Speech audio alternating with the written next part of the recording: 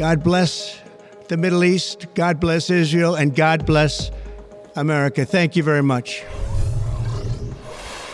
Cette nuit, l'armée américaine a bombardé 3 sites nucléaires iraniens, Fordo, Natanz et Ispahan. Cette intervention est absolument illégale à tous les niveaux. Déjà, Trump a pris cette décision sans l'accord du Congrès et c'est perçu comme une violation de la Constitution américaine. Ensuite, sur le plan international, aucune résolution de l'ONU ne légitime une telle attaque préventive contre un État souverain. Au-delà de l'illégalité, ces bombardements contre des installations nucléaires posent de graves risques pour l'environnement et la santé. Des bombes lâchées sur des centres d'enrichissement d'uranium peuvent disperser dans la nature des matériaux radioactifs et chimiquement toxiques contenus sur ces sites. Heureusement, l'AIEA a affirmé n'avoir relevé aucun signe de contamination sur les 3 sites et assuré qu'il n'y avait aucun danger pour la population pour l'instant. Et sinon, Donald Trump, il n'était pas censé être le président de la paix ? Enfin, je sais pas, mais il me semble qu'il avait promis de mettre un terme aux guerres sans fin au Moyen-Orient et de ne pas entraîner les États-Unis dans un nouveau conflit risqué à l'étranger. Alors il dit que maintenant c'est à l'Iran d'accepter la paix, genre « on était obligé de vous bombarder, mais on peut en rester là, pas besoin d'en faire tout un plat ». Donc ils sont censés dire « Ok, merci pour les bombes, pas de soucis, bonne journée ». Mais bien sûr. D'un côté, on présente l'Iran comme un régime totalement irrationnel, fanatique et qui veut absolument faire la guerre.